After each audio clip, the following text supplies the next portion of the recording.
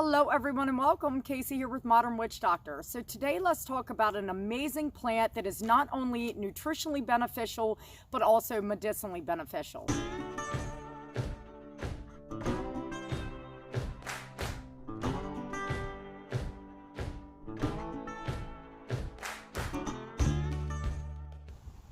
So today's super plant is going to be stinging nettle.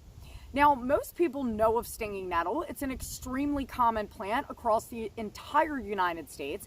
And in modern times, many people are starting to know of its edible nutritional value and medicinal potential. So for starters, this plant has long been used as a natural source of fiber and cordage. So many things can be done and made with the fibrous material that is inside this plant. Now, if you've ever been lucky enough to own a garment or a scarf that is made of nettle yarn, there is really nothing softer. It's an extremely beneficial, useful plant for many things in that aspect. So first, let's talk about identification. For those that have never seen stinging nettle, this plant can actually grow quite big. I have seen stinging nettle that has been over 6 feet tall. So depending on the area, it does grow to be an extremely large plant.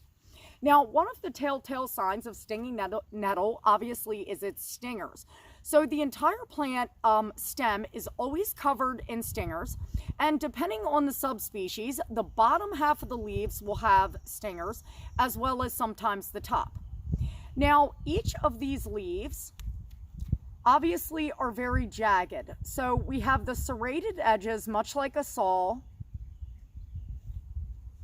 And one of the other telltale signs of stinging nettle is that you have the opposite growing leaves. So the leaves always grow opposite each other rather than alternate, which there is a species that is a look-alike to stinging nettle, but it does not have this opposite leaf.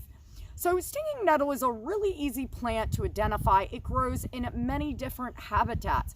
So I find it often growing in damp, wet areas, so like stream banks and things of that sort, but it will grow in fields, it grows along roadsides. There are many places this plant grows.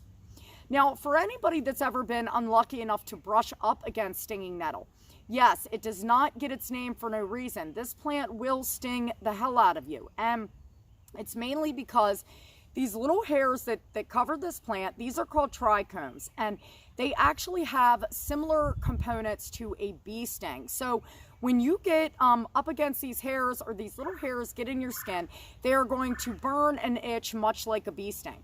Now, anybody that's ever been stung, it's definitely not a pleasant feeling. And lucky enough, usually when I find stinging nettle, I find it growing next to jewelweed. If you are able to find some jewelweed, you break open this jewelweed, rub it on where you got stung, and the sting will go away. Now, in early season, when this plant is very small, about this big, you can actually handle this with your bare hands and not get stung. But the older the plant gets, the trichomes do become more developed and more invasive. So when it is an older plant, it is going to sting you. So if you are going to harvest this plant, I obviously recommend wearing gloves.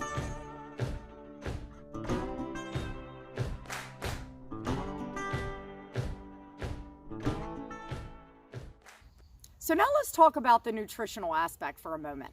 So stinging nettle is probably the most nutritional plant on the planet. And this is one of the reasons that it is covered in these tiny little hairs or trichomes, which is its protection stinging mechanism. And this is really because if it did not protect itself in this way, because of its high nutritional value, its species would be eradicated by herbivores. Now, for human beings, this plant can offer so many benefits to our nutritional health. So for starters, it is extremely high in protein, which in nature, especially for a plant, is very rare. So it contains a lot of protein, but it also contains a lot of calcium. It's pretty high in iron. And one of the main things that it's high in is vitamin C. So this is one of the highest wild plants in vitamin C that there is. So how is this plant edible if it is covered in these tiny stinging hairs? So once the plant is cooked, it actually removes and dissipates all of these stinging hairs and renders them harmless. Now, this can be boiling the leaves, cooking them such as greens or spinach, or simply adding them, sauteing them with a little butter. It does not take much to remove these tiny trichomes. Now, oftentimes I will take fresh nettle leaves and just simply make a pot of tea with them, and they come right off. So as long as you're cooking the plant, you will not get stung. Another way to remove these trichomes is by drying the plant. So once it is completely dry, these stinging hairs once again are rendered harmless.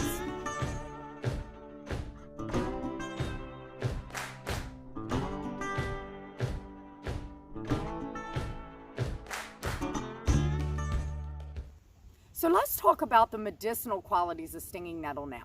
Now, this is my favorite part of this plant, and although I do use this plant nutritionally, I really use it more for medicinal reasons than edible reasons. Now, for starters, my main reason for loving this plant is a natural antihistamine. So I use this during seasonal allergies for myself, not only myself, my family, my children, and even my pets. Now, this can also help people that suffer from chronic allergies. So if you are somebody that is allergic to dust and dander and things like that, because of its natural antihistamine qualities, it can help replace synthetic medication such as Zyrtec and Benadryl. Stinging nettle can also help people that have diabetes, and recent studies have been proving that this plant can actually lower glucose levels. So if you are somebody that has diabetes, this is absolutely a plant to research and look into.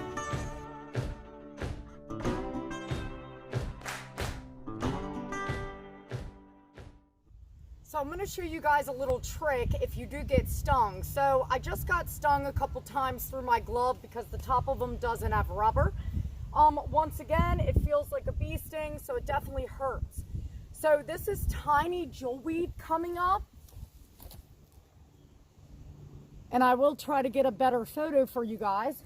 But jewelweed is really an amazing remedy for so many things, mainly on the skin.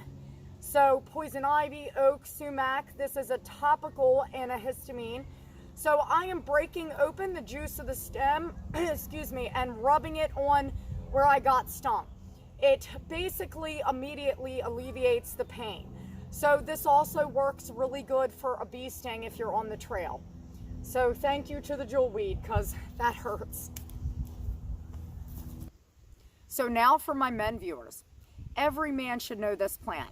Every man should take the opportunity to harvest and make an extract out of this plant.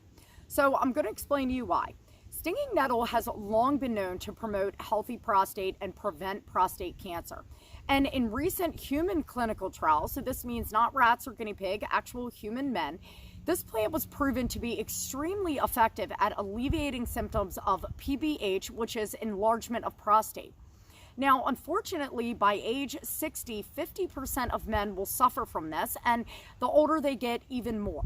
So this is an extremely common disorder that can easily be remedied using this amazing plant. Now, the part of the plant that actually contains these medicinal benefits for the prostate is actually the underground rhizome. So this underground stem that grows is actually the root system which kind of connects the stinging nettle colony.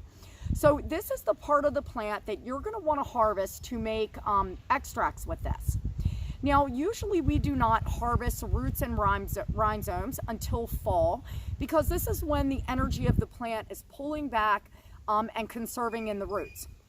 So you could do some harvesting of leaves now, and then mark off where these plants are and come back in the beginning of fall and harvest your roots. So what I'm going to do today, guys, is show you guys how to make 2 different forms of medicine that you can make to take for prostate maintenance. To make an extract or tincture is extremely easy. So all you want to do is chop your roots and leaves up and fill a mason jar about 3/4 of the way full. Fill the mason jar the remaining way with vodka or 80 proof or above alcohol. You want to let this sit for about 4 weeks to infuse. Once it's finished infusing, you want to strain your herbs using a cheesecloth and strainer. The remaining liquid can then be placed in eyedropper bottles, which is exactly how you would administer yourself the medicine, depending on the dose and condition you are trying to remedy. The next method is your basic herbal tea. You will place a few nettle leaves in a mug and steep under boiling water for about 10 minutes. You can drink these teas up to 3 times a day to enjoy the nutritional and medicinal benefits.